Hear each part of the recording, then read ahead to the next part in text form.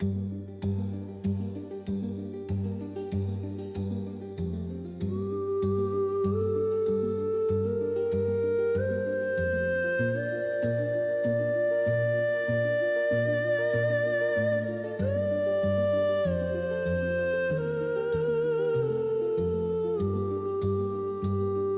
we last left off in the world of Tungra, after leaving on land, Captain Velnos became very reclusive in his ship, hiding out and casting a shroud of invisibility over himself while he battled deeply and mentally with his Biden. Captain Lunarion asked him, "Did you take care of that thing?" To which he did reply, "I'm working on it." And after Velnos disappeared and the party began to rush around the Sapphire Rain, Lunarion beckoning to Cthulhu to tell the truth of Velnos' nature, of his curse, and of where his power came from. And after that speech, as the party looked up in the sky, a tiny dot began to grow larger and larger and larger before, boom, the body of Captain Velnos landed on the deck of the Sapphire Rain. And as he pointed his finger out to the ocean, "I will not yield." The storm that had begun conjuring up enveloped the ship in aquatic tentacles that lifted it off of the sea level floor, 50 feet into the air, suspended, as all around you thunder and lightning crackle, as 4 large tentacles flop and appear over the edge of the deck. As you look around, Gareth, his bodyguard Elgin, No Beard, Lunarion, and Velnos, you stand here within the jaws of Umberlee, the goddess of the sea. I need you all to roll initiative.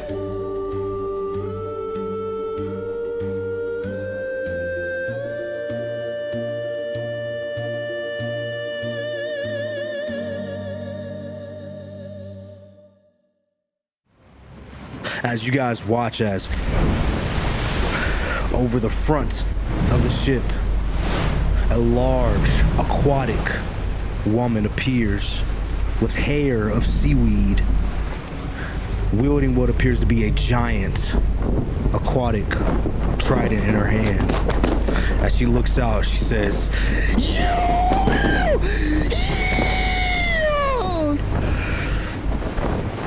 before she dissipates into the sea below as the tentacles begin to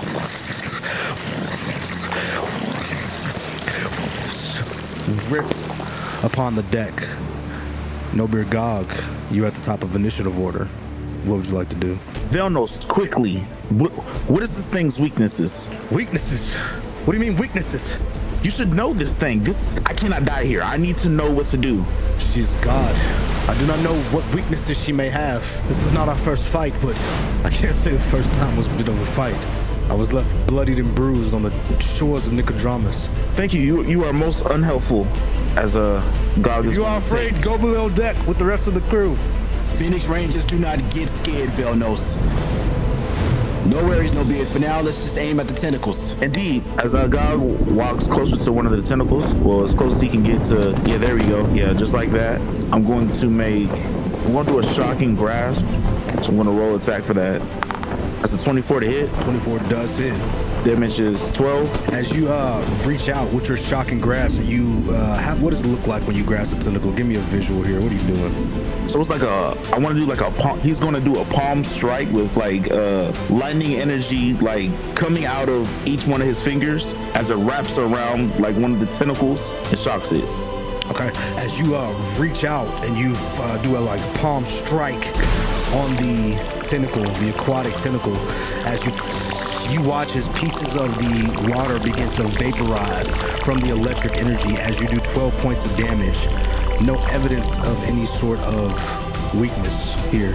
Okay, I'm going to use my movement speed to go to the other tentacle, the one straight opposite of me. It cannot take opportunity of attacks when it is hit by the shocking grasp. as you take the rest of your movement speed to move to the north side of the ship. You rush up to the other tentacle that is slowly crawling over the edge of the deck. What would you like to do? I am going to use one of the items in my inventory. I'm going to use the Qual's Feather Token Whip. I'm going to throw that at my feet. The coin should turn into a whip. All right, as you toss it down and you pull out a whip weapon. Okay, I'm going to point it at this tentacle right here, and I'm going to use my bonus attack to command it to strike it. Yeah, so D20 plus 9. Okay, so that's a 19. 19 does hit. Go ahead and roll a damage. Is that 11?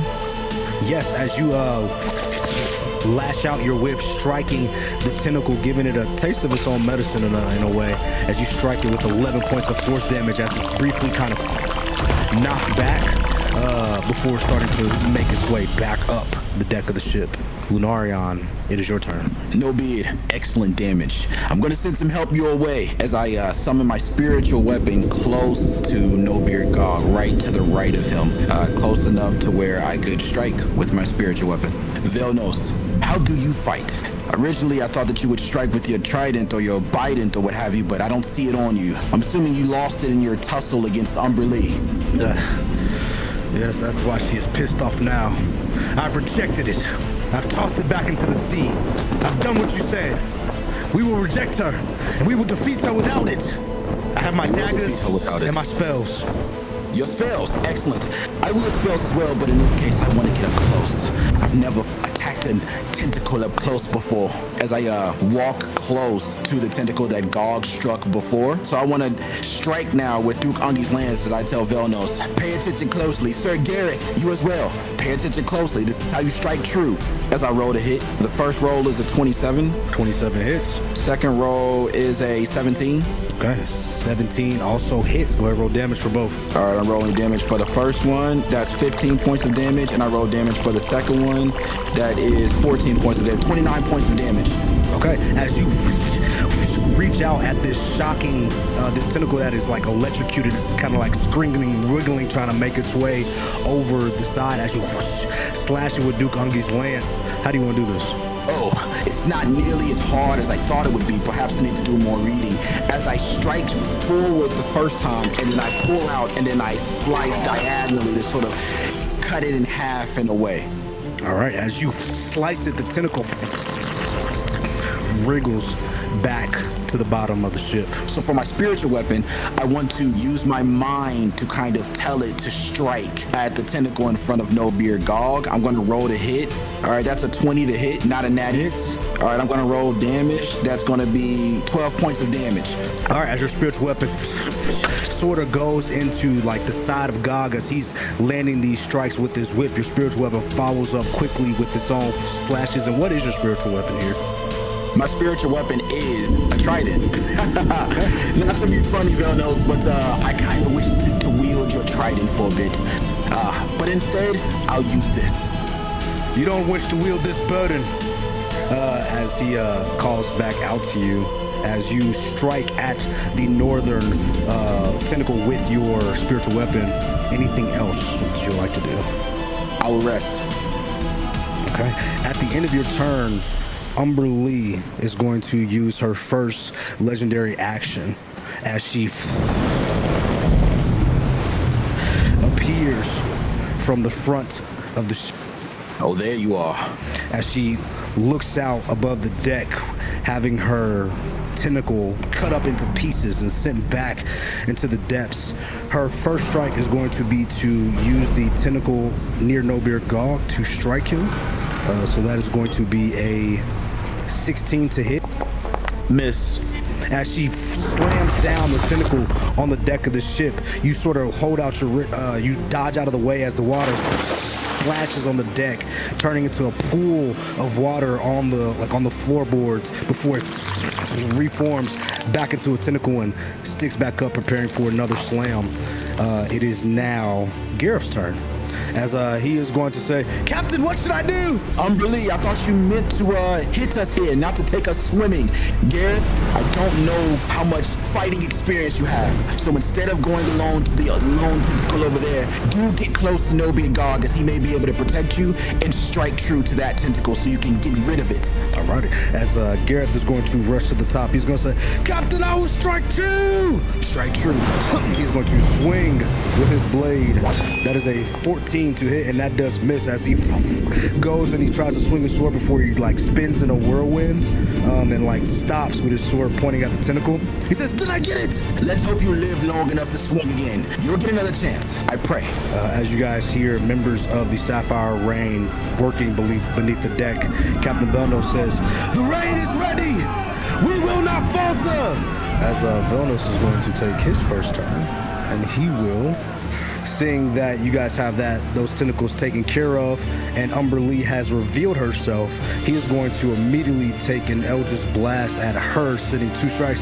He says, funny, your own power used against you.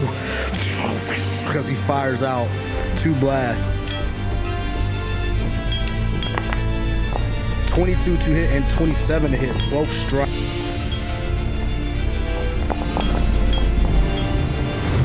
As Velnos hits with 15 points of damage, as you watch as the Eldritch Blast splash into the watery form that is Umberlee.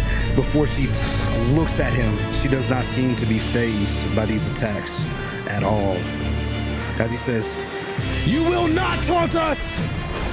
You will fall! Your tentacles have been defeated! You are not invulnerable!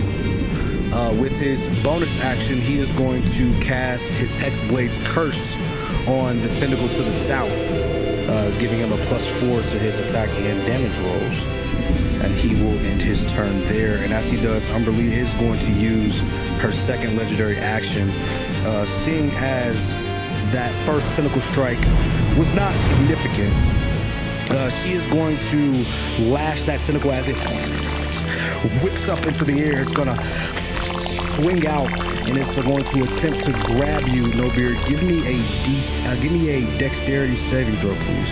Velnos, you'll make a wonderful Phoenix Ranger. You are strong. Yes, but first, as you say, we will deal with this demon. That is a fail as the tentacle wraps around your body. You feel enveloped by the water as it is like gripping and grappling you before you are slammed down onto the deck, knocked prone. Now it is the next turn. We are going to go back to Nobeard Gog. It is your turn. Nobeard, I did not give you permission to wrestle with the tentacle. I'm not wrestling. I'm merely gathering myself as I use my action to get up first. Alrighty. Yeah, as I stand up, I'm going to make an attack. Just going to use a strike. 17. On the tentacle, 17 does hit. 5 damage. 5 points of damage as you punch the tentacle, knocking a bit of the liquid back. Your forcefulness even like kind of pushes it back a bit as it is like moving a bit slower. All right, and then I rolled a d6 for my whip to attack. That's going to be 10 damage, force damage. So roll to hit for the whip. 14 does not hit. As the whip lashes out, the tentacle sort of recognizing the movements, dodges out of the way. All right, with that, I am all out of action, so I am going to end my turn. All right, Lunarion, it is your turn as you watch as Gog is busy fighting with the tentacle to the northwest. Gareth and your spiritual weapon are also up there. That one seems to be pretty ganged up on. As you sort of survey the battlefield after destroying your own tentacle, you look out and you see Velnos has cast his Hexblade's Curse on, you see he's cast like this spell on one of the tentacles to the south. These tentacles appear to be getting trickier. Let's take care of the one that you are fighting there, Nobeard, so that it doesn't pick you up and throw you down again. There's also no guarantee that she won't summon more tentacles. We need to do away with the ones in the back of the ship first. As I look at the tentacle that Nobeard Gog is fighting, and I'm going to roll some Eldritch Blast to hit. I'm going to roll now. Yeah, so those were 2 nat 1s on both of those first rolls. As Lunarion, as you cast your Eldritch Blast at the tentacle to the north, The ship appears to rock as I'm going to jump forward a bit, as Umberlee is going to use her action on your turn to resummon the tentacle, as one of the tentacles, right as you go to fire your Eldritch Blast, reappears on the side of the deck, startling you, which causes you to miss that shot. The next fire, as you shoot your second Eldritch Blast, it being thrown off balance by this, you strike your spiritual weapon. Go ahead and roll damage for me. 14 points of damage. Cool. As you, how much does your spiritual weapon have? It does not say. Yeah, we'll say that it eviscerates into nothingness with that blow. Oh, that's quite unfortunate. As I turn to Umberlee and I say, it looks like you're going to spawn an endless amount of tentacles. So why not just get rid of you first? As I use Hexblade Curse, as I lift my arm up and I point it directly towards her, and I use my Hexblade Curse charge. Alrighty, as you put your Hexblade Curse on the body of Umberlee, you watch as the entire ship appears to light up, because typically when you use this ability, you know, it's on smaller creatures, but this gargantuan monstrosity almost illuminates the sky within this dark, stormy area as your fiery Asmodeus Hex applies to her, and you see the red light emanating from her chest. I'm going to move behind Velnos as I tell No Bid God, No Bid, it looks as though we're going to have to attack Umberlee directly. Perhaps we should summon that big rock that you had before. Sure, will do. But make sure next time that you do an attack, you actually hit the target and not me or another weapon or anything else. Understood, No Bid. Understood. Umberlee looks out. As she looks down, she feels the energy and she says, "Devilish devil, devilish devil, devilish devil." As she is going to raise her hand up into the sky, and as she does, you watch on the horizon as a giant wave appears to roll in, and as she does, you watch as from that wave a spiral of water shoots up into the sky parabolically before slamming down on top of you, Lunarion. It is going to be a 27 to hit, 28 to hit. As the tidal spiral slams down on your body, you take 27 points of bludgeoning damage and 14 points of cold damage. With my magic resist, what does that? Magic resist, that goes down to 7 cold. I'm gonna say, oh, more swimming. How about some fire? As I use my hellish rebuke reaction from taking that damage. Okay, go ahead, cast your hellish rebuke. All right, 15 points of damage. Alrighty, that is 15 reduced to 8. As you rebuke her with your curse, she kind of scoffs at it as the fire lights on top of her, and mainly focusing on the hex there. That is where the ability is actually having some effect. As you cast your hellish rebuke, she is going to look out, and you watch as the wind around the ship begins to swirl and swirl and swirl. And one by one, you hear from below deck. I wonder what's going on, Velnos. That does not sound good. He says, "What? The crew of the Rain are fit for this fight. They will handle themselves." As he seems to be sure of his crew. I trust in that, Velnos. I do. No bid. Let's do our part. And as you hear that calling out, the wave that was cresting over the horizons crashes into the ship. You hear bodies and debris and tumbling all over. I need everybody to make a dexterity saving throw. All right, everybody saves. You guys managed to not get knocked down. You are, as the wave crests over, you are prepared. Seafaring folk, you guys have been on the water for some time now, as you manage to keep your foot steadfast without movement. As it is Gareth's turn, and he says, "Captain, these tentacles keep popping up. Perhaps we should attack her directly." Yeah, I quite literally just said that's no bid Gog. Please use that information wisely. Meaning, go towards her now. Or perhaps you could stand behind Velnos and attack from range if you have some type of spell, perhaps, that you haven't shown us yet. Spell? Captain? Yes, if not, that's fine. Head towards Umberlee. We'll catch up. And he says, this thing looks like it's about to hit me. As he swings at the tentacle, as he starts to move and he's about to get struck, he turns around and takes a strike, and unfortunately he does miss.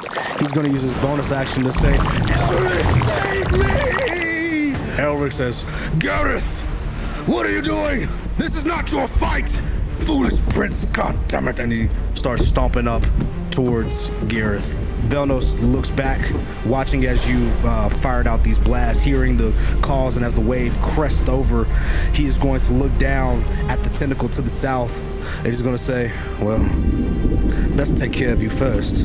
For 9 points of damage as he fires out his Eldritch Blast again at the tentacle, and as you watch as from the inside of this tentacle, it's almost as if it's fighting within itself. The water begins to bubble and ripple and shake as he takes an additional 3 points of damage from the curse. It is now Nobir Gog's turn. Okay, I'm going to move to the square adjacent to where Lunarion is.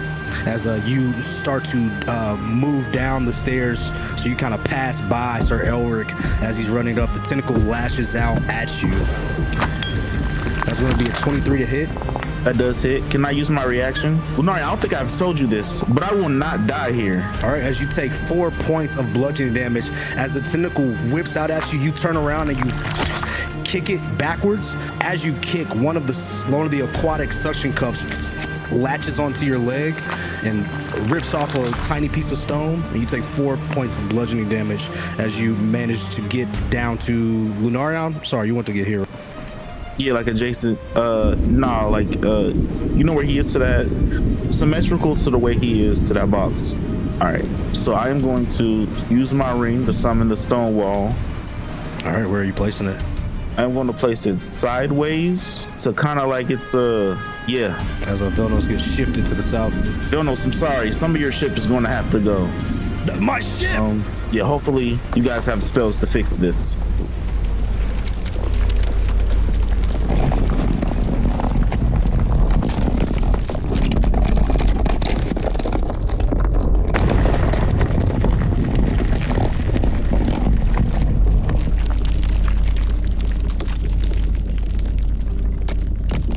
So now what I'm going to do is use my firebolt to hit Umberlee directly. Yes, go ahead and roll your firebolt. Damn, that was so close to a natty. That is 9. That does not hit. As it fires out, it does manage to make contact with her, but as soon as it does, this tiny little fireball just fizzles out in her aquatic body. Okay, I tried. I missed. That's where I'm going to end my turn. Well, actually, no. I'm going to use my bonus action to move the whip 20 feet, so where it's like coming towards my direction. Okay, I would say the whip is right next to you. Yep, you have it. All right, cool. With that, Umberlee is going to use another legendary action. As Gareth is within range of one of her tentacles, she's going to strike at it. 16 does hit. Oof. As Gareth is smashed again by the tentacle, but right as he is about to get hit, Sir Elgin jumps out with his shield and takes the damage for him as he takes 18 points of bludgeoning damage. It is now Lunarion's turn. Thank you, Sir Elgin. You are the greatest Griffin Knight. No, Beard, you've done quite a bit of damage with this stone wall here. I hope that you plan to use it in a pretty sophisticated manner, or we're going to be in a bit of trouble with Velnos, after which, Asmodeus, I'm going to pull one out of your book. I'm going to cast Summon Greater Demon, and I'm going to summon Barlgoras in front of me. Sortes sequifacit, Keyhawk, Saxon, Vilest.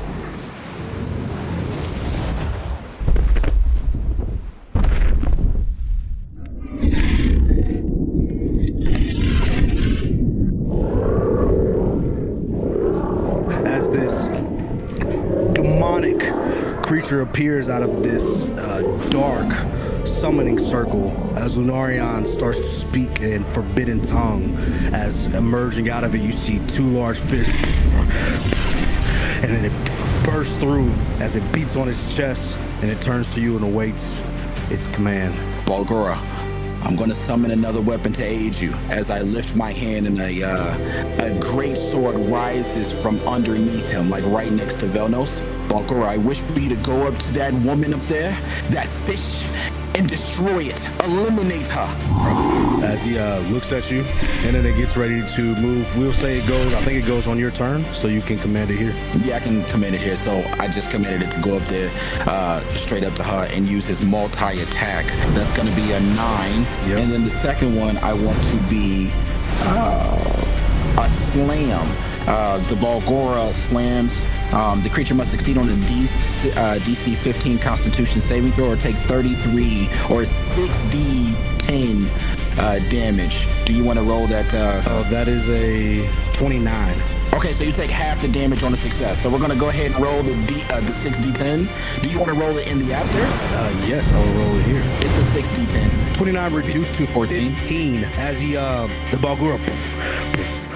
That's just one of the attacks, though. Doesn't have a third one. Now I'm going to do a mauling bite. So I'm going to do a d20 and then +7 again. So are you a nat 1? Oh my goodness. As the Balgura, which is not very intelligent, goes to bite Umberlee, it jumps because they do like to leap with their 40 feet of leaping. It jumps to try to bite her directly in the face, not quite understanding that she is literally made of water. As he goes to bite her, it chops right through as he takes a big drink, and you watch the Balgura goes falling down into the water. As it splashes down, you see a giant wave, kind of, not a giant wave, but a giant splash of water into the sky off the corner of the ship, and you hear Even summons can be funny. As I motion my spiritual weapon to move up and attack the tentacle to the right. And that's going to miss. It's going to roll 10 to hit. Alrighty. As the spiritual weapon goes to slice, it also slices directly through the tentacle's corporeal form. As Umberlee's going to take her next legendary action, she is going to strike at Velnos, who is within 10 feet of this tentacle that is hexed, as it reaches out and attempts to smash him on the head. As a 25 to hit. As Velnos takes 11 points of bludgeoning damage from that tentacle strike. Cursed goddess, I will not yield. And she is now going to use her lair action. I need the Balgura to give me a dexterity saving throw. 17 plus 5, so 22. Okay, it passes as you can't really see, but you hear what appears to be like sounds of combat coming from the Balgura. It's like yelping and yelling. Does not take any damage though. That is now Umberlee's turn. She is going to, seeing this wall form within the middle of the arena, the winds now kicking up. You watch as a small tornado begins to form on the deck of the ship, directly above the three of you in the center here. I need everyone within... Yep, I need all three of you to make strength saving throws, please. You all feel the vortex of this typhoon, of this water spout tornado pulling you into the center of this wall. Gog, you are slammed into the box. Lunarion, you as well slammed into the box. You can hear each other on the side of the wall kind of grunting from the impact as Velnos as well is pulled back, and you are all restrained for one round. That when Gareth damage looks down, he says, "Captain! What? Sir Elgin, go help them. I will handle this one by myself." He says, "You're gonna handle it by yourself, eh? You're gonna handle it by yourself.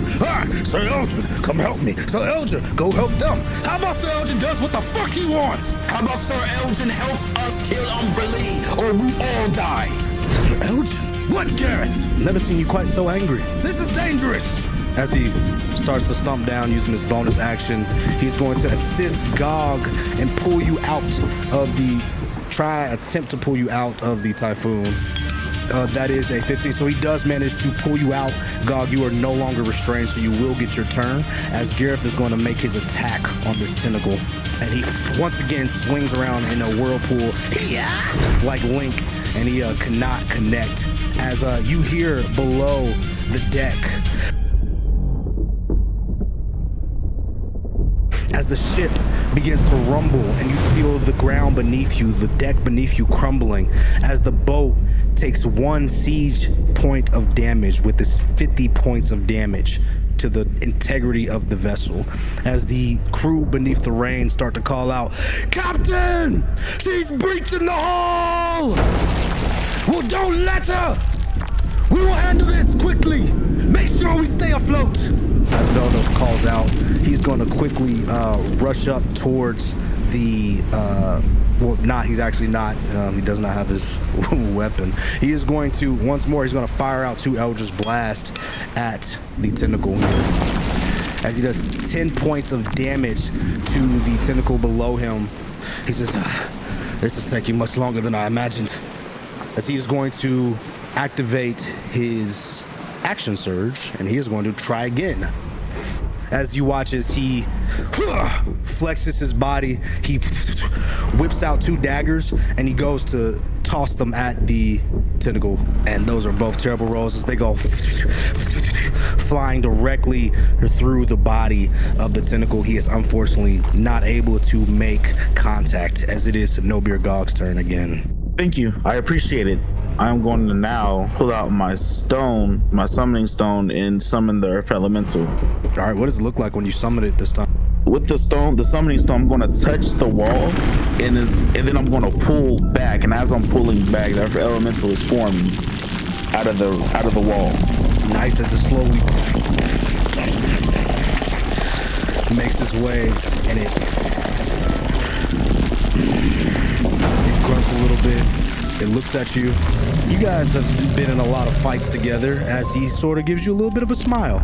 And I give him a nod, and then I point at Umberlee. "There, fight that." As he stomps his fist into the deck of the ship and begins to make its way over to Umberlee. And before it starts to climb the wall, instead of going up the stairs, it's going to try to climb the wall. It looks at the tentacle to the north, and then it looks back at you, and then looks at the tentacle. I'm going to have it attack the tentacle then. All right, this is going to make a multi-attack on the tentacle.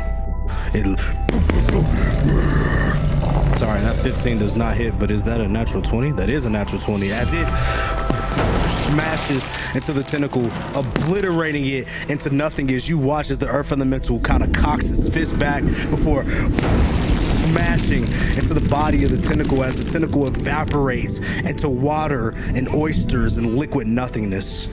All right, now I'm going to move diagonally up 5 feet so I can get a clear shot of Umberlee. And now with that, I am going to, well, I got it. So I'm going to use Firebolt one more time to hit her. That is also another miss. That is 12. Fires past her body. Okay, so with that, I'm going to command my whip to move 20 feet closer again for my bonus action, and then I'm just going to end my turn. So that's your whip as it approaches where the tentacle once was. It's kind of right next to your Earth Elemental. At the end of your turn, Umberlee is going to use another legendary action. It is going to use her legendary action on Velnos. As you watch as the tentacle that Velnos has Hexblades has cursed reaches out towards him and latches onto his body, actually pulling him also out of the whirlpool, but he is knocked prone on the ground as he gets slammed into the side of the ship, smashed right in front of the tentacle, and he is also grappled as it begins to wrap its body around him. Lunarion, it is your turn. Rock, can I get my my summon to leap out onto the ship? Is that an action, or is that something he'd have to do on its own turn? So that would be his, let me see exactly, because he can jump. Let me see if it Not gonna do that. I'm just gonna Juggernaut leap 40 feet. Alrighty, as he uses his leap and he lands back onto the deck of the ship. Got you. Excellent. Excellent job. Let's not fall again as I look towards Umberlee, and I'm going to look at my I'm going to look at Duke Ungi's lance, and I'm going to think to myself, maybe I could use you. As I look at Umberlee, and I'm going to roll some Eldritch Blast. Velnos, I'm going to take one out of your book. The first one is going to be a 24. 24 hits. To hit. The second one is going to be a 21 to hit. 21 hits. We'll roll damage for both. Damage for the first one is 10 plus 3. Damage for the second one is 15 plus 3. So that's 18 plus that is 31 points of damage. As you fire out these Eldritch blasts, you watch as they strike Umberlee, and still pieces of water and coral and seaweed fly off, but in general, she does not seem fazed by these attacks. She's a strong one, but we will finish this. As I look to have my magical, my spiritual weapon move forward towards Umberlee, and I wanted to take an opportunity to strike, so I'm going to roll for my spiritual weapon to hit. That's going to be a 24 to hit. 24 hits. Gotcha. That's going to be 12 points of damage plus 3. Alrighty. That's 15. 15 points of damage, as she is going to Do some bullshit. Indeed. Okay, never mind. This actually, yeah, she is going to, she's going to use her reaction, which she does have. Yes, she does have a reaction. She's going to use her reaction to, as you cast out that Eldritch Blast and it lands and connects, you watch as through the actual trail of that spell, Umberlee reaches out and sends out a zap of lightning, a zap of electric energy that travels directly through the same pathway as your Eldritch Blast. I need you to give me a Constitution saving throw. Understood. No, what? 5. It was on nat 20, then it moved to 5, bro. You take 12 points of lightning damage. Minus I got the magic resistance, so Minus, still, yep. is that 6? Yep, minus the 6. You Okay. have I'm gonna wait, disadvantage I feel on like your you're- next spell attack, not your next physical. Okay. All right, is it time for my, oh, he climbed up. All right, good. I'm going to move back one step into the cut right there. Captain, are you retreating? As Velnos looks at you, step back. Does it look like I'm retreating, or does it look like I'm preparing my next attack? You fool. Sorry, it's tough to tell the difference when I'm grappled by this tentacle.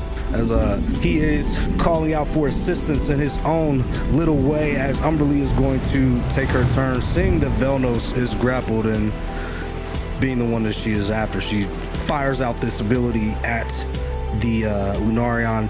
She is going to call up her next attack as you see another wave begins coming over the horizon.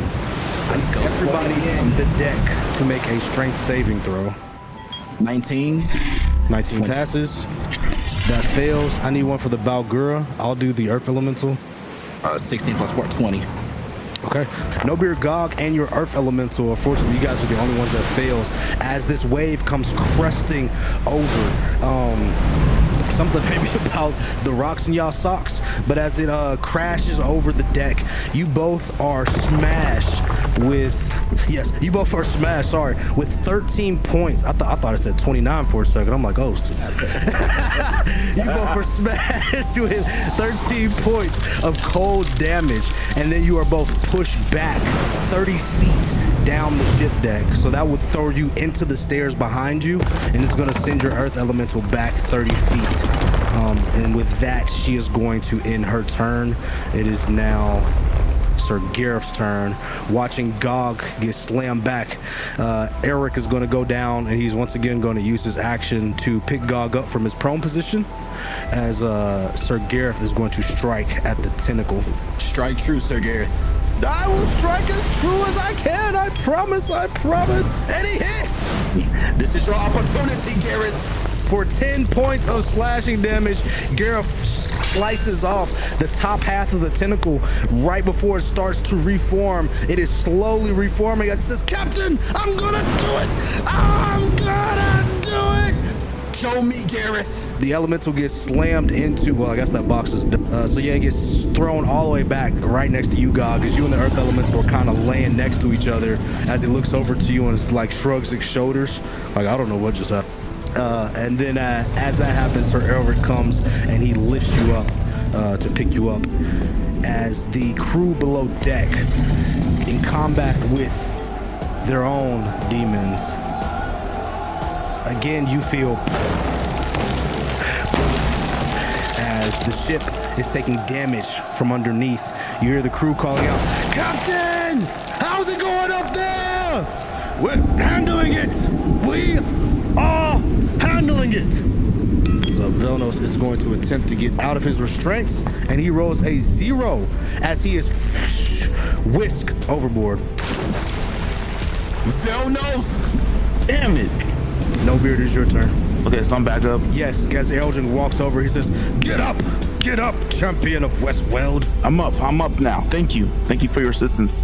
I appreciate all of it, as I am now going to, damn it, I'm gonna move up to where my whip is. All right, as you move up to the whip location. I'm about to get very experimental right now. I am going to cast my elemental burst right behind Umberlee. So it's a sphere. It's a radius of 20 feet. So I want her just out, like just inside of it, so where the ship is like barely in it, if that makes any sense. You want to like just hit her, maybe like out here kind of deal? Yeah, I only want her to be targeted like within that sphere. Okay, got you. All right, so let me go ahead and use both of my key points for that. Okay, hopefully this hits. She needs to make a dexterity saving throw. Puny Tungrans. Foolish Tungrans. Liz, what the hell is 25. going on? Okay, thank you. And that is going to be, this time we're gonna try thunder, and that's gonna be thunder damage. As you throw out this elemental burst, as it crackles on the edge of Umberlee, she does not take any thunder damage. Okay, that's one element down. I still got more. So, guess what? I'm going to do it again. Foolish Tungrans, I am the goddess of sea. Electricity has no power against me.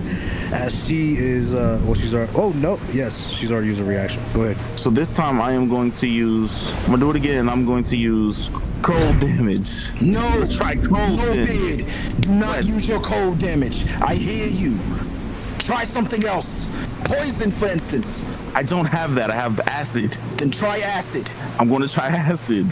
As you throw out your elemental burst, did you roll to hit? I don't have to roll a hit. She has to roll a dexterity save. Oh, it's dex save? Okay, so she takes half of the acid damage as she takes 5 points of acid damage. As you watch as the water begins to mix in with the acid and bubble and fizzle off. The hell? That's Wait. fine, no bid. This is not looking good for me. I am going to command for my bonus action, I'm going to command the whip to move 20 feet That's closer. not your bonus action, I don't think. I think you can just command him. I don't think that costs a bonus. No, I said the whip. Oh, your whip, sorry. Okay, yeah, so your whip will move up Yeah, 20 feet closer. That's all I can do at a time. as it goes up All right, to the and- Balgura. All right, I'm going to end my turn and command my elemental to use his attacks. Well, get closer and use his attacks. As he goes up again, Umberlee is going to... Well, everybody's gone except Gareth. Well, no need to waste a legendary action here. Go ahead, Well, before we do Lunarion. that, can I move closer to the wall? To my stone wall.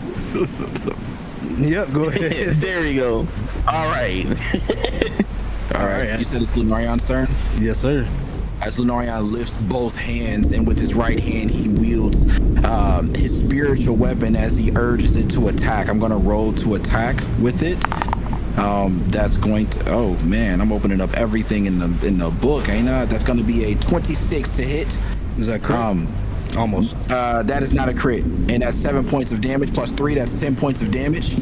As you slice at Umberlee, she glinces back a little bit for the first. All right, Balgura, attack! As I push my Balgura to attack, he's going to move forward. 3 attacks, 1 with bite, 2 with his fist. So we're going to roll a bite. 15 plus 7 is 22 to hit. That hits. 2d6 plus 4. That's 5 plus 4 is 9. Am I adding my magic to it? I don't think so. My Hexblade's Curse? No. Okay, so that's 9 points of damage. We're going to do the next one, our fist. That's going to be a 9 plus 7. That's not going to hit. Well, what is that, 9 plus 7? What is that, 16? 16 does hit. Just hits. Okay, cool. So 16. I'm going to roll to damage now. 1d10 plus 4. So we're going to roll to 1d10 is a 7 plus 4. That's an 11 points of damage. And then I'm going to roll another d20 for the fist. D20 is going to be a 16 plus 7. So that I'm sure that hits. 16 plus 7. So I'm going to roll the damage 1d10. That's going to be a 6 plus 4. That's 10 points of damage. As the Balgura lets out a fury, this time understanding its limitations with regards to how he can fight this creature, it lands a flurry of blows, dealing over 30 points of damage with that one multi-attack. Great job. Excellent. As I look at her and I say, we're just getting started. As I raise my right hand again, and I'm going to use an Eldritch Blast. The first, I'm going to use the Eldritch Blast. A couple of those. I know I'm rolling with those with disadvantage, yes? Yes. So the first one's going to miss. That's 15. 15 misses. The second one I'm going to roll is a nat 1. So I'm not even going to roll it twice. Yes. So the first one's a 15. As it flies, it hits her, but this time she is prepared for it as she kind of swipes her hand and knocks it out of the way. That second one being a nat 1. As you fire, you hit your Balgura in the back. Go ahead and roll me damage. Do this. That's going to be 10 points of damage. As you smash him in the back, go ahead. Yeah, as I sort of, Velnos, we need to get Velnos back on the ship. As I end my turn. Yes, as you're calling, you can hear Velnos says, "What the f-?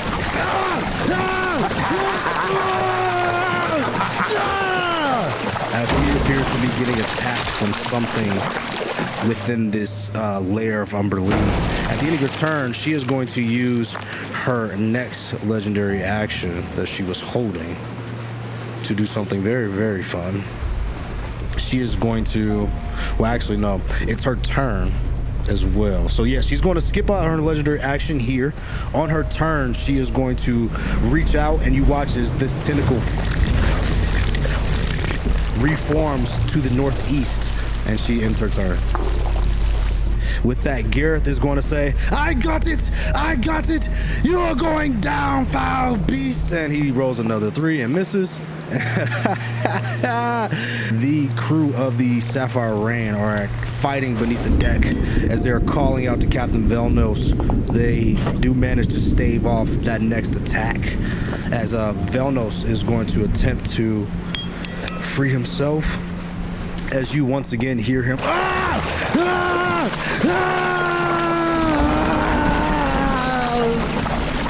he takes some more damage. No beard, it is your turn. I'm gonna use damn. Wait, are all the tentacles back? Yes, they are. I thought it was just one. Damn it. Okay, I'm gonna use. All right, cool. We need to get rid of those, no beard. We really do. We don't want all 4 tentacles around the ship. I hate this. I'm gonna. Damn it. All right, I'm going to run up on that tentacle, the one closest to me. As you rush up to the newly sprouted tentacle of Umberlee. I am going to first make an unarmed strike. That's a 14. 14 does not hit. Okay. I'm going to make another unarmed strike. 20. Dirty. 20 dirty hits. Go ahead and roll damage. That's 5 damage. As you smack it with your open palm. I'm not done yet. All right, now I'm going to use flurry of blows as my bonus action. So now I can get back 2 unarmed strikes. 16 hits. That is that's 8 damage for that one. So I'm going to hit again. 15. 15 hits. AC. That's 4 damage for that one. And then my last one does not hit. That is 10. As you lay out these blows, the tentacle is reacting and recoiling with every single strike. And as that last one hits, the last one goes to connect before you see as it starts to sort of wither before it gathers itself, and it's like weakly wiggling in the air. Okay, now I'm gonna have my golem attack that one. Let's multi-attack this out. Yeah, go ahead. 27 hits as he smashes it again, sending the tentacle into nothingness. Does it have any movement? He still has his movement, yes, as he's only used like 5 feet to walk over to where he was. He's now standing on the stairs. He's going back up front, closest to Umberlee as he can get. All right, and that's where I'm going to end my turn at. So he gets right up next to the Balgura, and you. He still can attack, right? All right. All right, and that's where I'm going to end it. So as the Earth Elemental moves up to Umberlee, she says, "You bring these weak summons to my presence. I will show you true power." You watch as she raises her hand, and again on the horizon, you see as a giant wave comes from the direction of the vortex of Vundrax. And cresting over that wave is a dilapidated ship getting ready to crash into the Sapphire Rain. Lunarion, it is your turn. She means to throw a ship into our ship. I can't attack it. If I tried to attack it from here, I wouldn't destroy it. If I do that, I can't cross the wall. Can't cross the wall from here, so I'll have to continue my attacks from here. All right, as I roll an Eldritch Blast, the first one is going to be 26 to hit. That hits. The second one is going to be a 23 to hit. That hits. I'm going to roll damage. The first one is going to be 13 plus 3, 16 points of damage. The second one is going to be a 15 plus 3, 18. 18 plus 16 is 20 or 34 points of damage as I use my Eldritch Blast at her. Fire out these blasts. They strike her with more force as you watch as her body, her breasts even begin to like fire back. Her hair flies back into the air as she seems to be getting affected by these attacks now. All right. As I call for my spirit weapon to swing at her, as I roll to attack with my spiritual weapon, that's not going to hit. It's going to be a 12, as it's going to swing and miss. And then I'm going to have my Balgora attack. One thing about the Balgora is it has a reckless effect. So at the start of its turn, all melee attack rolls have advantage. All attacks against it are at advantage. So we're going to do a bite first. So I'm going to roll the D20. That's 14 plus 7. That's 21. 20 hits. 21 hits. We're going to roll 2d6s. That's going to be 3 plus 4. That's 7 points of damage. Then we're going to do the fist. So that's 7. Okay, nat 20 on the fist. Nat 20, 1d10. That's going to be 4. That's 8 damage. Nice. All right, that's 16. And then we're going to do our last fist hit. So we're going to roll our d20, and that's going to be a 12 to miss. 12 does miss. As that last strike, unfortunately, as Umberlee, and she quickly uses her action to disappear. As you watch on the horizon, she's going to use her bonus action to cause this wave to smashing into the side of the Sapphire Rain on the northern edge where Elric is, as the vessel takes 2 points of siege damage. That's a total of 100 damage. Now she's attacking the ship. She must be feeling these blows, no bid. We can take her down. From the vessel, you watch as, God, you would definitely see this as well with Elgin and Gareth. It appears like a woman zombified. Yes, so the wall falls. A woman zombified and drowned, moist, her body bloated, steps off of the ship, slowly slithering towards Elgin. As she does, she is going to make an attack on him, and Gareth, he does pass, but Elgin takes 10 points of slashing damage as the siren sort of moves quickly towards him. And seeing that Gareth doesn't react, he's not charmed by her, she quickly attacks him before focusing on, seeing Elgin's not charmed by her, she quickly attacks him before focusing on Gareth and begins to sing a song. Gareth, come swim with me, Gareth. Come, take a dip. And he says, "No, you foul wench! I am a prince of Westworld! I will not fall to your foul games!" As Umberlee is going to end her turn, and Gareth is going to, he says, "I have my monster to slay!" He is going to make another strike at this tentacle of Umberlee, man. And he finally gets a hit. Let's see, another hit, I would say. As Gareth slices, he does the whirlwind slash again, and slices through the tentacle in the northwest as it gives off and unlatches from the ship. You hear him call out, "Captain! I did it! I defeated the monster! We're safe! We have done it!" You are making your way to be a true warrior, Gareth. And he's going to use his movement to now make his way to defend Elgin. And he is going to end his turn as the ships is going to try to make some repairs here as you guys are in bad shape. You hear people passing, "Captain, it's getting dicey down here. They've breached the northern side."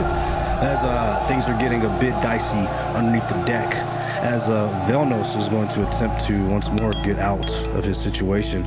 As you guys hear,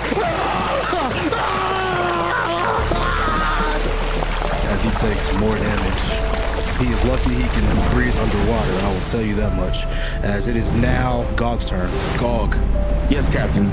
if we make it out of here alive, or rather, when we make it out of here alive, I say we make Gareth a preliminary member of the Phoenix Rangers. I like his grit, his spirit. He just has it. That thing, you know, that we all have. A heart?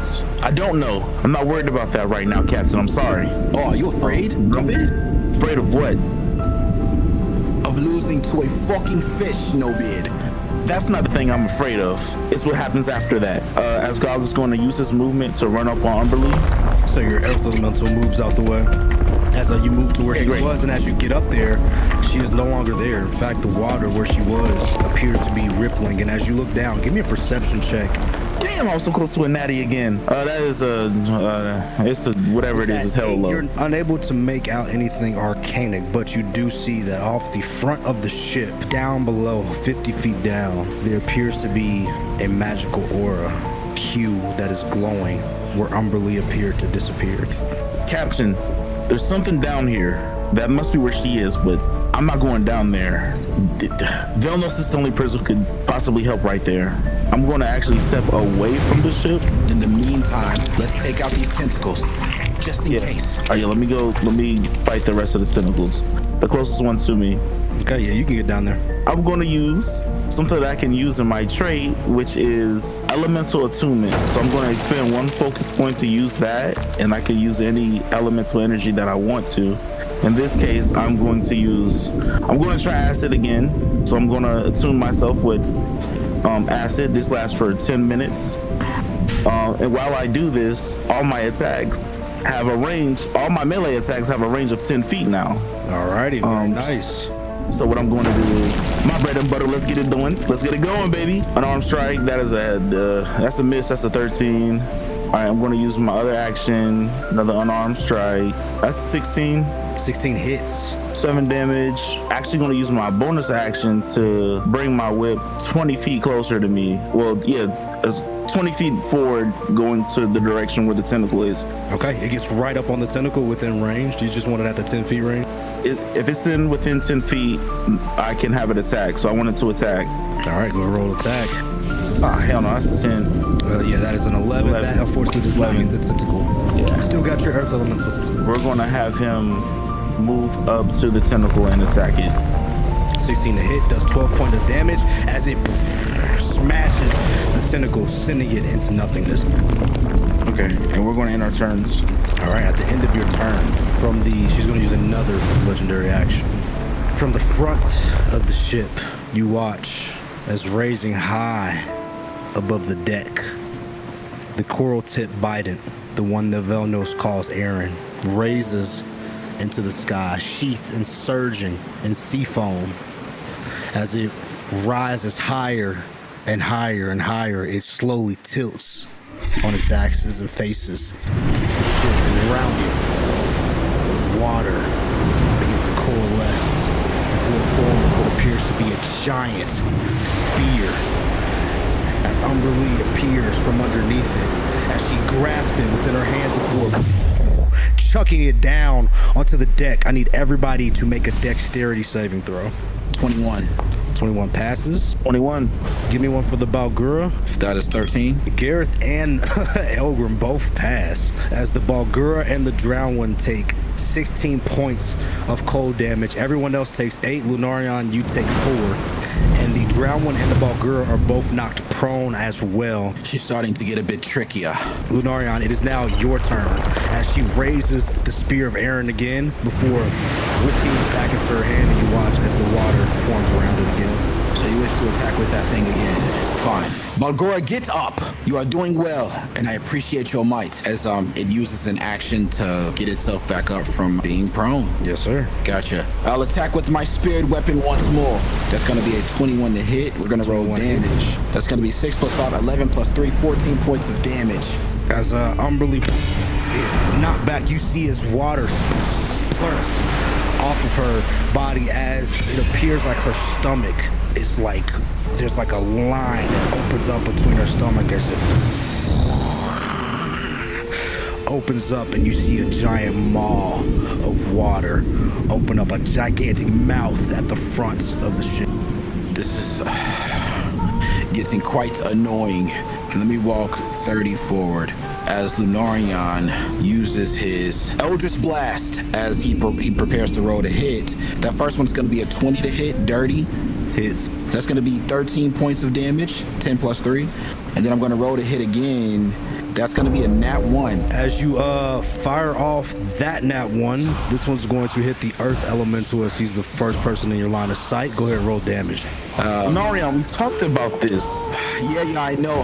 My hand is trembling a bit. I've taken too much damage, but not enough to kill me. Are you the scared one? Do I look scared from moving from the back of the ship to the front? My hand doesn't tremble. I'm a magic user, but I wish to end this with my spear. Alrighty. As Umberlee is now her turn. She's going to use her first legendary action to, as the giant stomach within her body begins to open up, she's going to take a giant chunk out of the ship. She's going to make a bite attack on the vessel.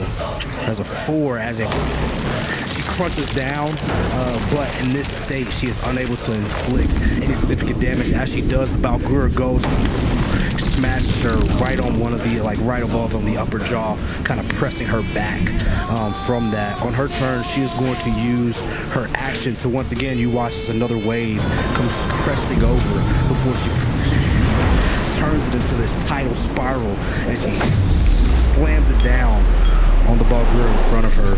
It's going to be 24 to hit. That hits. For 22 points of bludgeoning damage and 10 points of cold damage for a total of 32. It's resistant to cold. For a total of 27. As the Balgura slammed down, its head and its jaw sort of smashes down on the deck of the ship as the tooth flies out of his mouth. It goes, as You're doing well, Balgura. Oh, I know. That one looked like it hurt quite a bit. She's going to use another bonus action here to summon another drowned one, as off of the vessel, a creature with arms made of hooks steps off with a hat tilted in a triangle cap. As he steps down, this creature is going to move over to Elgin as well. It's going to make an attack on him. Elgin, if you cannot handle those, speak up. But I do have trust in you. 19 does hit. As it takes 12 points of piercing damage, he also needs to make a saving throw here. As he fails, and he is yanked past the other drowned 10 feet and thrown onto the floor as it jumps onto his back and restrains him as he is locked underneath this hooked whore's body. And with that, Umberlee is going to also use her lair action. Oh, sorry, I've already did that with Velnos. We are good to go. It is now Gareth's turn. It says, Elgin, no! I, Gareth, defeater of mighty Tentacles, will save you! As he rushes down to attack. Be smart, Gareth. That is a hit. As Gareth strikes, and he cuts down the first hook, or the first siren, as she goes to sing another song to his ear. Gareth, come swim with me. He says, you will swim with death. As he cuts her down, and she dies again. He's going on me. As He's handling the back of the ship all alone. As you hear from beneath the ship, Captain, we can't hold on much longer. The tentacles are piercing the hull. As they take another siege point of damage, as you hear now the groaning of the ship. It is in a bad shape as parts of it are leaking. You see as pieces of the mast are also starting to wane and lean. As Velnos is once again going to try to get out of his predicament. Yeah, he is still down there as he takes some more damage. No! Umberlee! Would you really kill me? Then you'll go! One by one, then they will become nothing! Dust! You need me! As he is spiraling, as it is now Gog's turn. Gog, you and your Titan. We need to defeat Umberlee quickly. We will. As I run up to Umberlee. So first I'm going to attack her with unarmed strike. And it's over. Go ahead and kill me now. As you miss, what would you like to do? Bonus action movement? Can I try to hit again?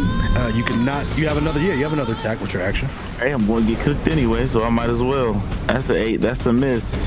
Yeah, both of those. That is a nat 1. Okay. Yeah. That's what I said. Kill me now.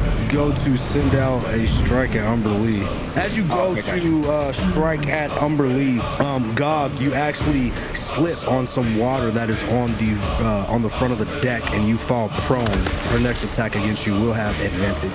At the very least, have your Titan strike. Yeah. Attack. We're going to have an attack Umberlee. As the Earth Elemental walks up, he is going to multi-attack on Umberlee. That is a 22 hit, and it does. As he hits her for 19 points of bludgeoning damage, and then another natural 20! Oh my god, the Titan! As he hits her for 61 points of bludgeoning damage, protecting its master as it punches back Umberlee as she prepares to strike Gog. She says, "Fools! Fools!" So yes, she is going to use her legendary action again as she raises the spear into the sky as it once again is enveloped with surging sea foam and corals as she tosses it down on the deck of the ship. I need everybody to make a dexterity saving throw. 7. There's no way. Yeah, so Gareth actually rolled a natural 1. So that is bad. Let me see what else we got. Gog below 17. Bro, that was a natural 1 again, bro. Yeah, so that is fails all around the board. As Umberlee throws down the spear once more, striking everyone on the ship. You guys watch as Gareth is thrown back as he takes 22 points of damage. He like yelps out. The drowned one is completely destroyed. You all take 11 points of cold damage. Lunarion, that is reduced to 6. As Gog, after that strike, you are knocked back into the post right where your wall of stone kind of erupted through the upper deck. As you hear a ringing sound in your ears, like a loud white noise sound. As there's also like a deafness because of all the water and sloshiness and just the overall deliriousness of this battle is starting to take its toll. It is now Lunarion's turn. No bid. You're looking rough over there. As I slowly start to walk up, and I'm taking my movement, but I'm walking to Umberlee as I'm talking to No Bid. I think I'm getting a bit rough too. Let's go ahead and let's finish this now. As I'm pacing up. Am I 10 feet away? Yes. All right, I'm gonna roll to strike with Duke Ungi's lance. As I look at my lance, strike true, as I've told the others. As I roll to hit, and that first one is gonna be 18 to hit. That is the AC. Then it's gonna be a 19 to hit. Both of those hit. First damage is gonna be 18 points, 15 plus 3. And the next one is gonna be 18 plus 3, so 18 plus 21. Yes, as you pierce with both of those strikes, you watch as the infernal flame of Asmodeus' sex within her reacts with every single strike of Duke Ungi's lance as she takes an incredible amount of damage, reacting and falling back as she... No! You are mortals! Mortal!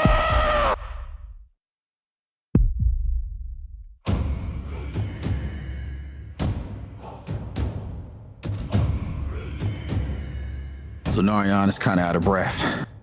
As I have my Balrog go to attack, we're gonna roll some D20s here.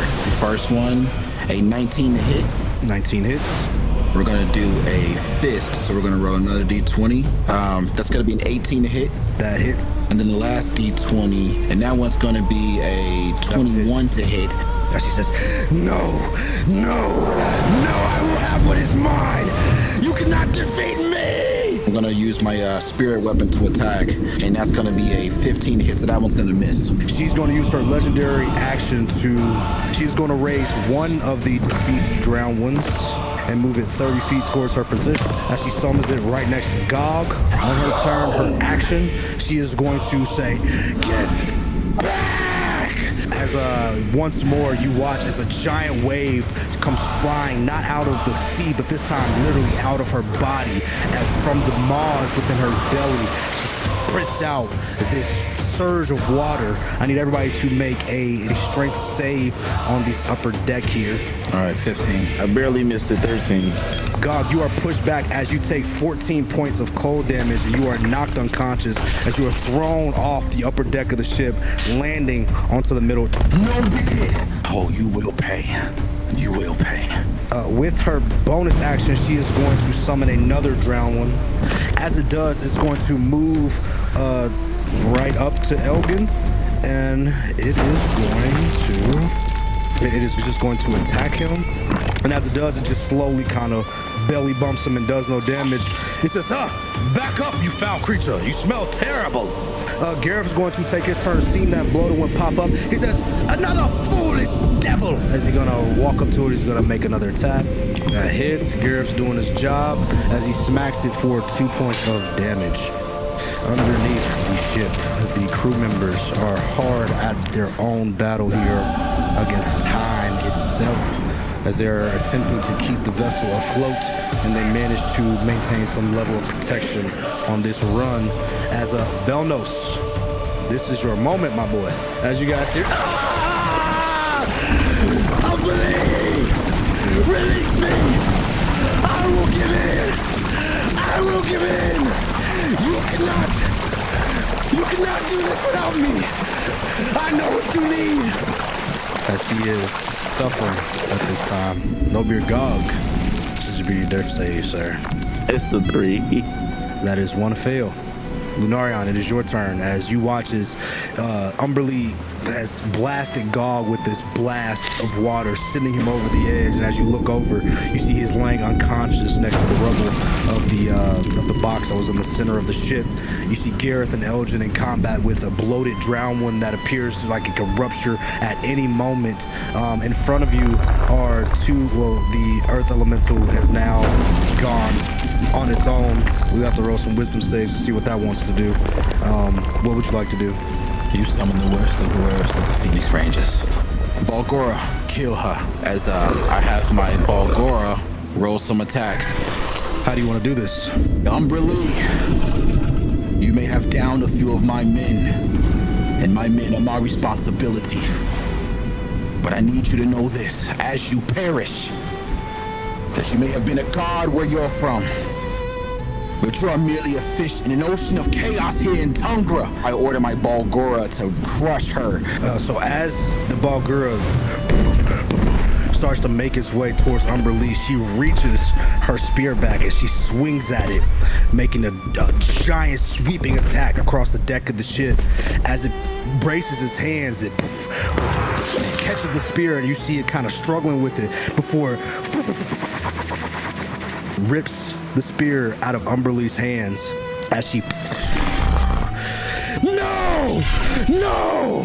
She like lashes forward with her mouth to attempt to bite down on him before he smashes her head into the deck as she slowly seeps off of the ship. As Lunarion turns around, Gog!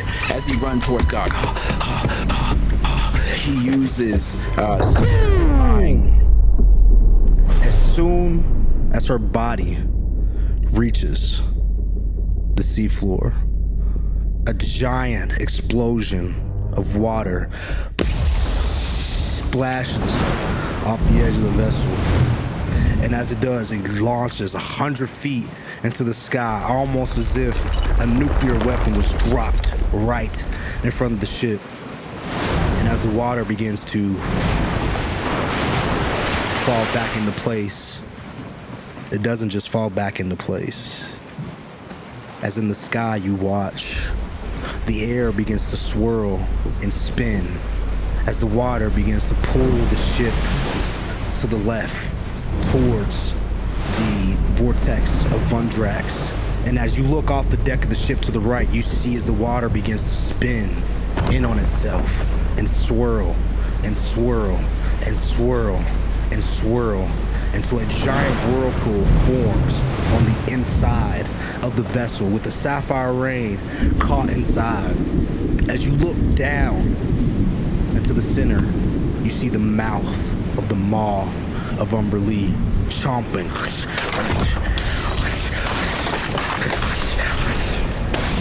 waiting for you to get pulled down into the vortex. As the crew says, Captain! You look over the deck now from where you are. You can see Velnos is holding on to the side of the ship as you guys splash down on the sea level. He's holding on to some rope on the side of the ship, and on him there are these bonefish that are ripping his body apart, swarming around him. And every time he tries to pull himself back up, they grapple him and bite at him and pull his body down. As he says, what is going on? As you guys begin to spin and spin and spin, and lightning begins to strike in the center of this whirlpool as you all are being sucked down into the jaws of Umberlee. You have one round of actions before we enter the whirlpool. Life or death. As Lunarion races towards No-Beard Gog, and he uses Spare the Dying, a cantrip that he has to revive Gog. So that stops him from dying, so he is stabilized. For sure, yeah, it doesn't give him health or nothing.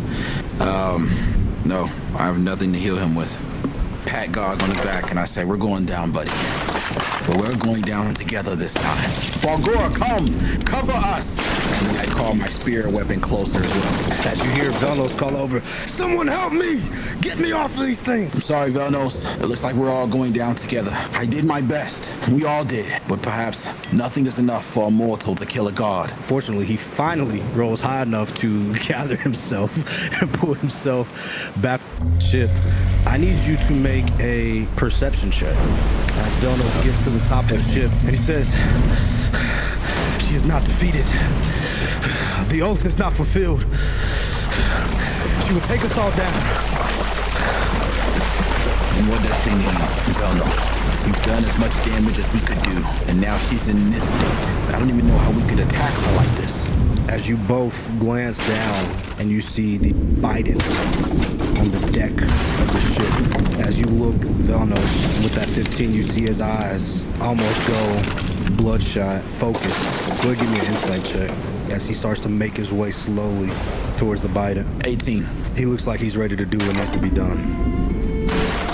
Velnos? Velnos, what are you doing? As he walks over to the Biden and he picks it up. So you watch as you sort of ground yourself here on the deck. You and Velnos, as he picks up his Biden, and you take Dugungi's lance, so you both stab it into the deck to kind of maintain your balance as the ship begins to rotate on its axis and tilt. As Gareth, Elgin, and Gog all slide down and they smack, including the Balgura, as the Balgura kind of catches him, recognizing him as an ally, not allowing him to slide farther down as he braces himself on the staircase. You and Velnos kind of latched on to now what is the higher part of the ship, as this part is like dipped down as the ship is almost rotated 30 degrees. As your crewmates are sliding down and sliding down, he says, Lunarion, she hungers. I say we feed her. Feed her what, Velnos? The Bident? You? All of us? What must we feed her? This will never stop. Not as long as I'm living, but I know an offer that she cannot refuse. If it'll save your shipmates, Velnos, do what you must. As the ship does take 50 more points of siege damage, as a part of the mast breaks off and falls off as he watches as the Sapphire Rain is being ripped apart by this storm. He starts to climb the mast with his Biden in hand. Slowly at first, and now leaping, skipping 2, 3, 4 latches until he gets up to the swinging crow nest that is hanging over the vortex, over the whirlpool. And as he looks down, he says, Captain Lunarion, take care of my shit, will you? Don't sacrifice yourself. Just throw the bident. That's what's got us into this mess. So what? She can take his power again? No, this ends today. Can we destroy the bident? This will destroy it, I'm sure. Will you be All gone right, Aaron. forever, Velnos? Forever's not that long. As he jumps off of the crow's nest. As I say, Balgora, jump with him! As the Balgura leaps after him, as Velnos turns and he sees this demon creature reaching out, its ally, trying to stop his self-sacrifice from jumping into the vortex, he grabs his bident with both hands, right as the Balgura prepares to reach him. And with your devil sight, you watch as Velnos pierces himself in the chest before Velnos. landing in the jaws. And as he does, the water begins to return to its normal levels. The storm directly overhead begins to dissipate back into the direction of the vortex. This is really what it costed. Velnos' life. Wait. As Lunarion goes to the edge of the ship, he lays Nobir down gently as he turns and he goes to the edge of the ship. And he wants to walk around a bit, looking over the ship. Can I roll a perception check? He's trying to see if Velnos' body might be somewhere in the water. He rolls a mere 13 as Lunarion is trying to walk around and... Velnos! Velnos! Could not have possibly ended like that. As he's making his way around the ship. Everyone, are you down there? Are you down there? As he turns and tries to make his way to the bottom of the ship to check on the rest of the crewmates. Everyone, are you here? Are you here? Are you good? Are you healthy? Is anyone damaged? Is there a healer anywhere? Captain. You see Cthulhu standing over Grunhild's body as she reaches up and touches his face and says,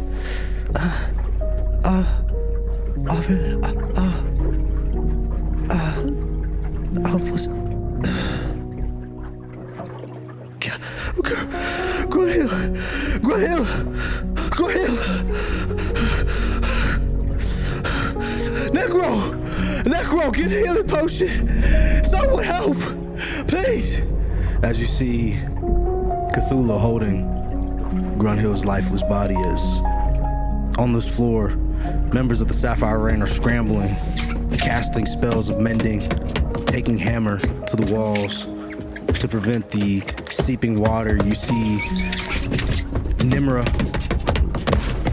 Shellstep, casting control water to move water directly out of the hull of the ship and throwing it out of windows and throwing it out of passageways and open ways to try to prevent the ship from sinking. As you look around, there's carnage down here. Velnos, what the hell have you left me? A mess! Is there a healer anywhere? Any healing spells? We need help up on top deck. As someone comes rushing down, as Necro comes running in, he says, Cthulhu, here! As he hands him a healing spell, Cthulhu says, here, give me that thing! No, here, take this, don't you go! Don't you go! As he opens up her mouth and starts to pour the healing potion into her mouth as he lifts her head back and starts to close her jaw to attempt her to swallow. He rubs on the side of her neck to try to get the potion to go down fast. He says, drink it, damn it, drink it! And as she... Oh, fuck! Oh, mate! I thought I saw Moradin for a moment. I need a healer. Please, anyone. Here, potions! As Necro slams down a bucket of potions down here on the deck, and he says, take them! Find the injured! As I take a handful of potions, some that I stuff in my pocket, and I'm gonna go to the top deck. As I, Gareth, take this. As I toss him one of the potions, and then I turn to Nobir Gog, and I try to give him some of the potion as well to heal him up. He says, thank you, Captain. Feeling right as rain. Moonbeard! I thought I lost you, man. I thought I lost you again. You did it? Moonbeard, yeah, I defeated her at the front of the ship, but it wasn't enough. And Velnos had to sacrifice himself to protect us and the rest of the ship and his shipmates. Velnos appears to be no more. Good for him. Good for him, truly. He did what he could to save his party. I would have done the same, just like you did. Right. Just like I did. Is everyone else okay? Gareth, you did a damn good job. I'm proud of you, young squire. Thank you, Captain. Elgin, you did a fine job, too. No, he did not. Elgin, all you did was complain. Your squire did more work than you. You should be ashamed of yourself. Yes, Captain, I am ashamed. I apologize for my action. Gareth, go to the bottom of the ship and ask everyone to come up top. We have much to discuss. As Gareth goes below deck and he grabs the members of the Sapphire Rain, as about 8 of them come up. Some of them are still downstairs repairing items. Specifically, you notice that Necro is not there, as well as the Dragonborn. Listen, you all, I will make this short, but it is not sweet. I bear terrible news. While we were able to thwart Umberlee and prevent her from destroying the ship even further, we weren't able to defeat her entirely. As you can see, she's no longer here, and that came at a great cost. You see, Velnos understood, your captain, that he needed to do away with the Bident and the pact that he had with Umberlee. One tied to a weapon, and one tied to his soul. So for you all, Velnos sacrificed himself to Umberlee. Umberlee is no more. Here, at least. I don't know how this would work. What I do know is that Velnos courageously gave up his life to save yours. He left you all in my care, and I would do what I can to make sure that you all at least make land again. And from there, you can choose if you want to remain on this ship to get us to our destination. I understand if you wish to go separate ways. And that's it. As he goes up to Gog, pats him on the back. We should have did better. Ah, isn't that sweet, Captain? Is that how you really feel?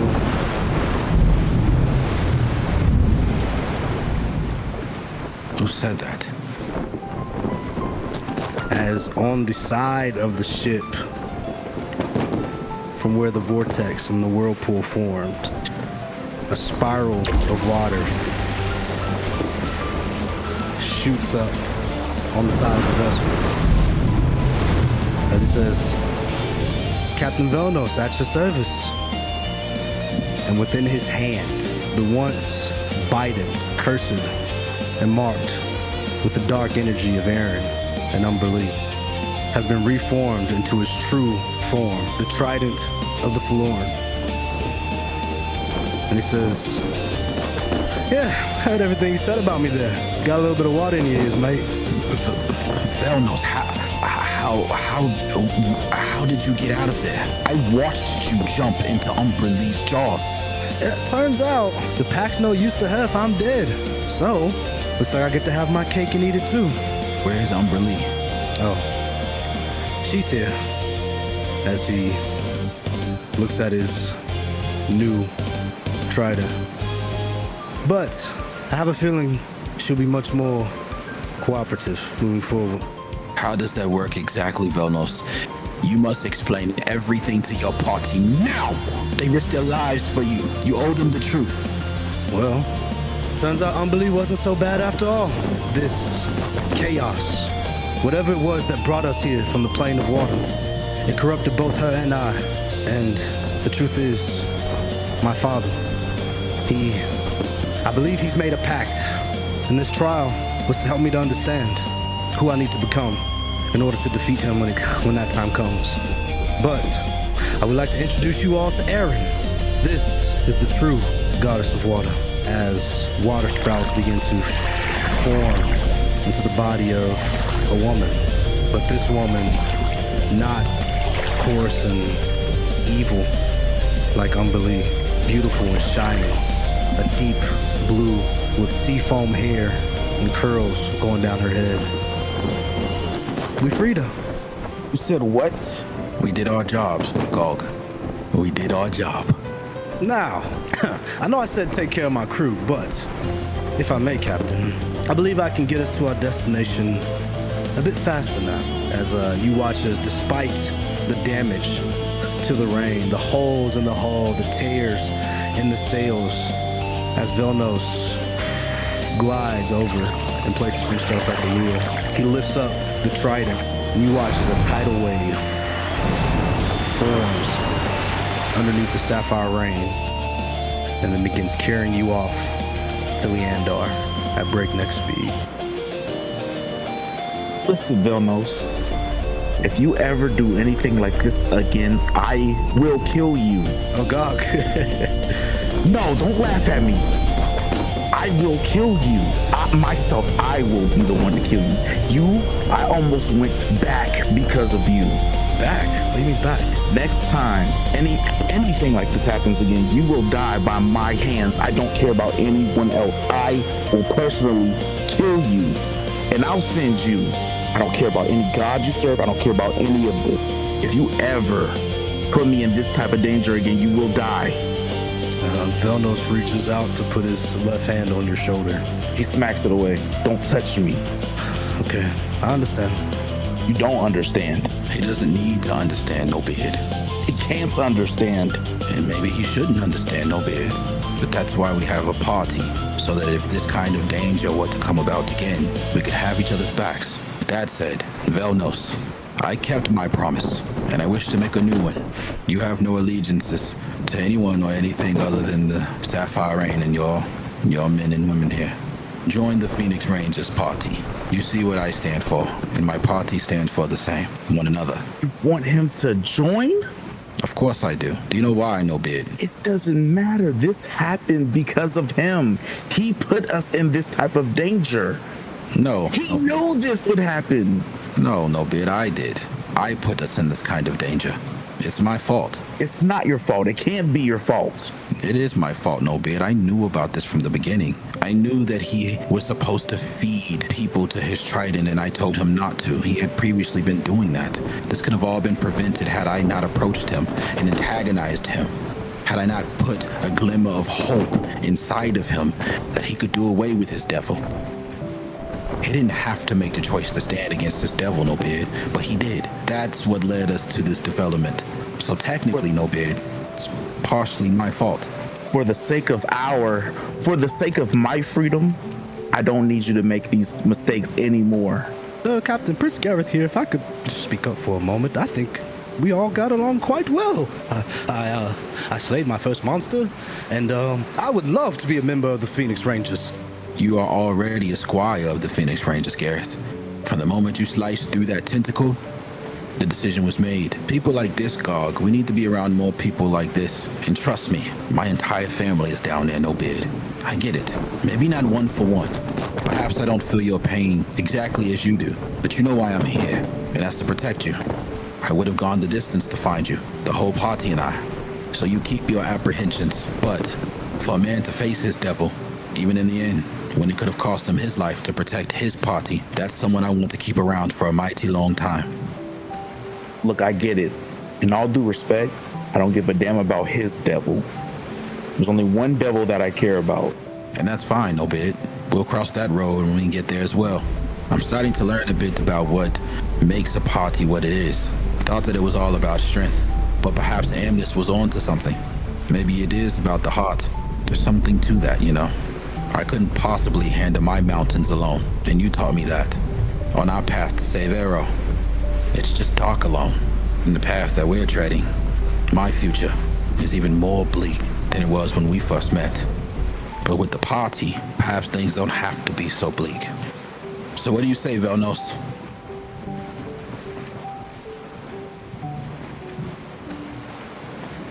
I say where to, Captain?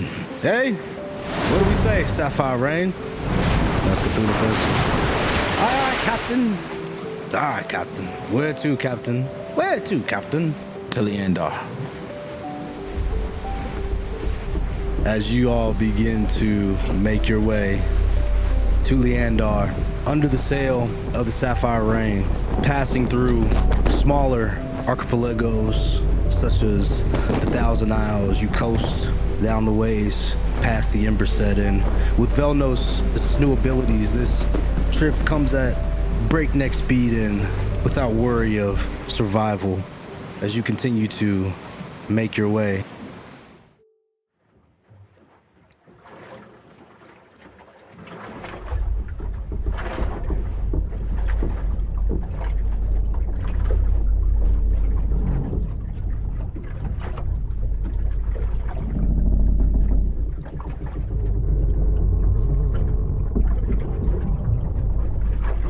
Over the night, Vel and your boy Necro worked very tough and very hard to fix up the ship, making sure that the parts of it that were destroyed in the battle at Umberlee are repaired through various manners of mending and or natural repair. As you guys wake up and you are on your vessel, continuing to cruise on the Sapphire Rain on day 2 as you will be making your landfall on Leandar within the morning. As the ship begins to crest near the coastlines and the seafloor of the Twin Cities, Lunarion, the night before, as you try to lay your head down to go to bed, you feel a bit of unease, almost like you're being watched. Asmodeus, if that's you creeping up, just say what you need. My. We finally made it, haven't we? One step closer to the Zahir business. Yes. And have you decided which path you are going to take? I have. Would you like to share? Well, as it stands, that's entirely dependent on the conversation I have with the said Zahir. But my ultimate goal is to eliminate the Yuan Ti as a whole, ascend into godhood, and recreate my people anew. Curse aside, my path is that of blood. And blood you shall have. When you arrive in Leandar, make your way for the floating city of Niskaya. There, you will search, and while you search, you will be found.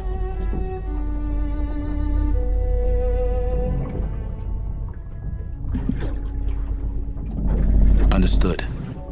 We will speak again. I'm proud of you. You're doing well with our new body. Thoughts on the Umberlee fight? Why isn't it obvious? You couldn't have done it without me. I'm getting better at wielding your magics, Asmodeus. You should be a bit scared. Oh no. I'm happy. In fact, the very fact that your body is able to wield this level of my magic, just a fraction of what I offer, shows that the preparations will be complete in due time. And when that time comes, you know what I want. Oh, but of course.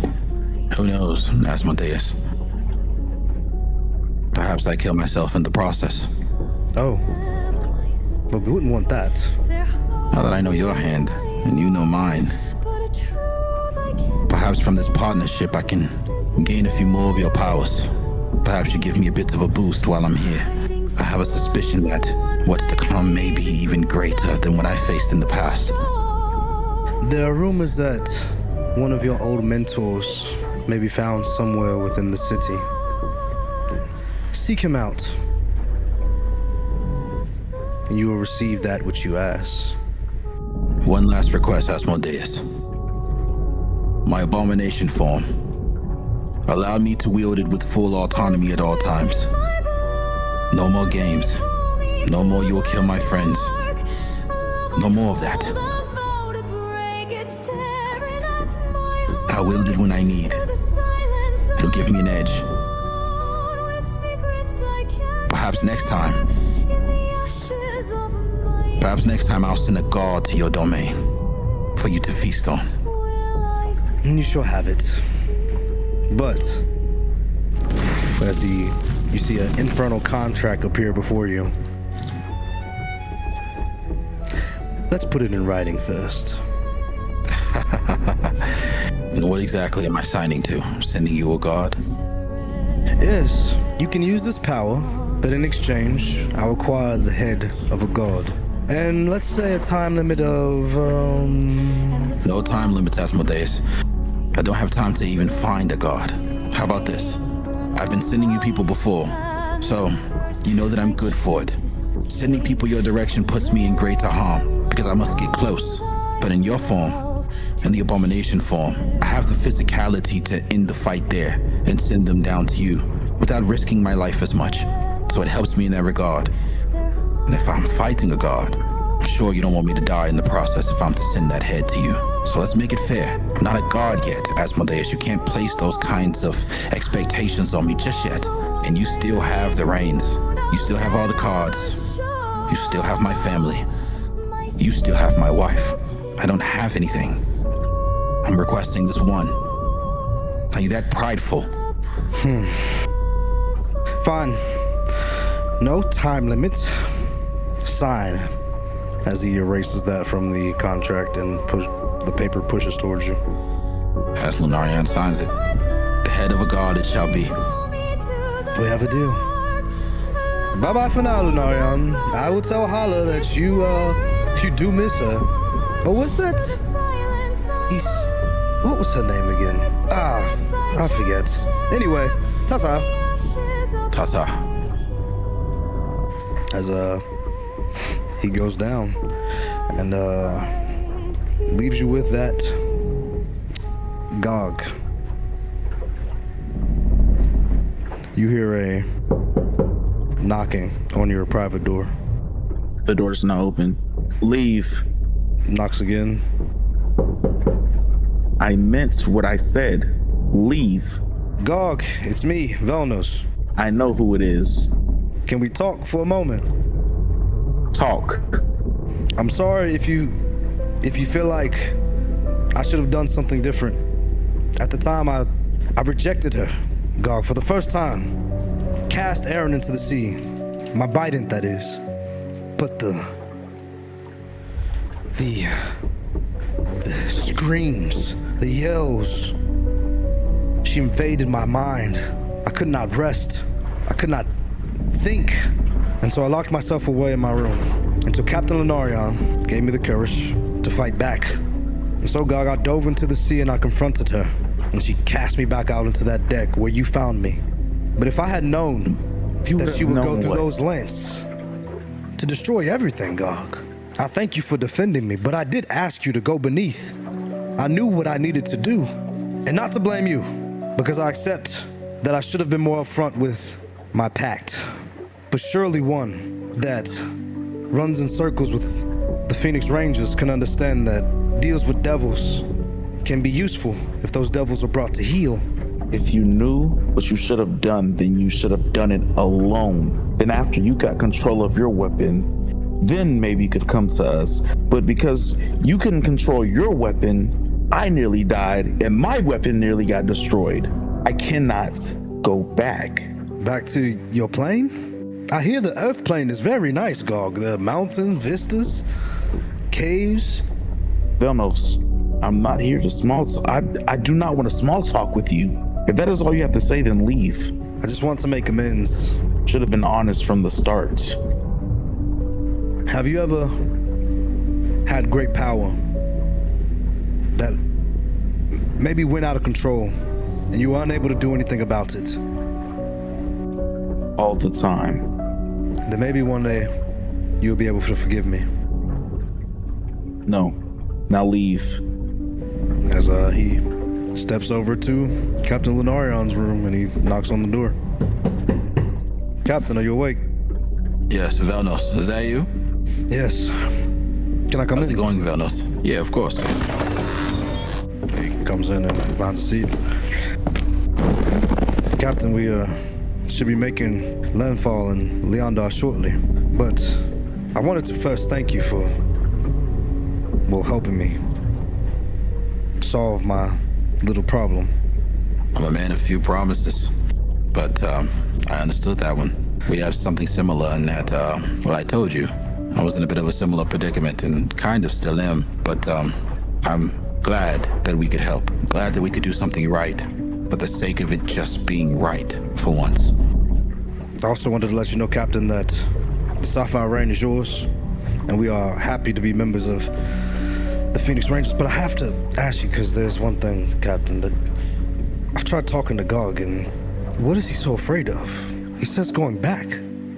All I've been trying to do is get back to the plane of water. I can't understand why someone stranded here in this cursed realm would relish going back to their home. Gog sacrificed himself to save the Phoenix Rangers party by throwing himself into Asmodeus' domain, the greatest devil. And Gog spent some time there, much time there, and perhaps time works differently there. Don't know. But my family is there too, and my wife was there, and is still there. I wish to save them, just like I wish to save Gog. But back in Miss Districts, Gog somehow managed to free himself, and I found him there. So what he means is most likely that he wishes not to return to hell. And I think he's scared going back, and perhaps there's more. And that should be easy to understand. I understand. But I can promise you this. As long as I have my trident, no Phoenix Ranger will go to hell. And while I trust that, the man like Gog, in his position, you gain trust by proving strength. So, where we're going, and the things we'll see and get ourselves into, perhaps there'll be ample opportunity to show that strength, to demonstrate that might, so that Gog could have faith in you, as he does me. I understand. Thank you, Captain. Gog is more complex than he lets on. Oh, but of course, he's always been that way, whether he explains it that way or not. Good night, Captain. I don't expect I'll be having any bad dreams tonight. Oh, but if I hear you, you know I'll be up there. As he leaves out the room. And as you all lay your heads down for the night, awaiting what you will find in Leondar, Gog, visions and nightmares of hell periodically flash in your mind, the thought of going back lingering on your conscience, moving forward, doing everything in your power to never feel powerless like that again. As you all coast towards the island with the big blue shining overhead, a quiet night in this part of Tungra, while in other places the drums of war beat. And that is where we will end our session.